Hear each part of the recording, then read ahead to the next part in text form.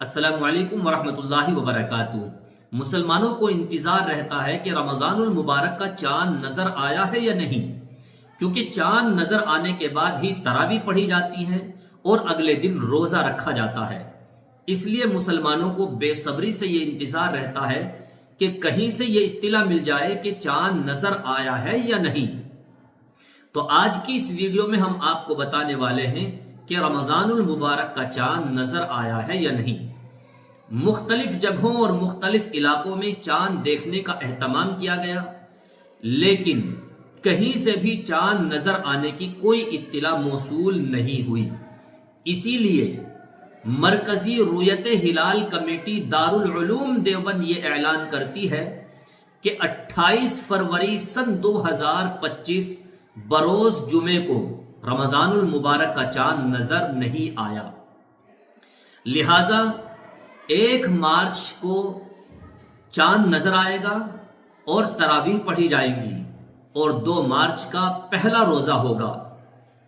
मुसलमान भाइयों और बहनों, रमज़ानुल मुबारक का महीना ये बड़ी आज़मत वाला महीना है और रमज़ान का महीना मिल जाना ही ये बहुत बड़ी सआदत की बात है।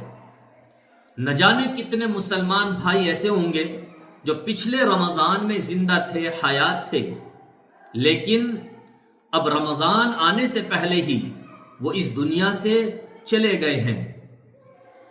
अल्लाह रब्बुल इज़्ज़त ने हमें रमज़ान तक पहुंचाया है और रमज़ान का महीना हमें मिल गया है, तो हमें इस रमज़ान की कद्र करनी चाहिए और ये सोच कर के इबादत करनी चाहिए कि न मालूम अगला रमज़ान हमें नसीब होगा या नहीं।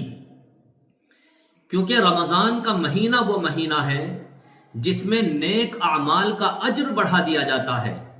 इसलिए तमाम मुसलमानों को चाहिए कि रमज़ान के महीने में खूब इबादत करें, तरावीह का एहतमाम करें, मुकम्मल रोज़े रखें और कुरान करीम की तिलावत की कसरत करें। ज़्यादा से ज़्यादा वक्त ज़िक्र व अज़कार में गुजारें और हर किस्म के गुनाह से बचने की कोशिश करें। अल्लाह तबारक व तआला से दुआ करता हूँ इलाहुल आलमीन मुझे भी और पूरी उम्मत मुस्लिमा को रमज़ानुल मुबारक के महीने की कदरदानी की तौफीक नसीब फरमाए। इस क्लिप को ज़्यादा से ज़्यादा शेयर भी करें ताकि सब मुसलमानों को ये इल्म हो जाए कि रमज़ानुल मुबारक का चांद नज़र नहीं आया और 1 मार्च को तरावी होंगी और 2 मार्च का पहला रोज़ा होगा।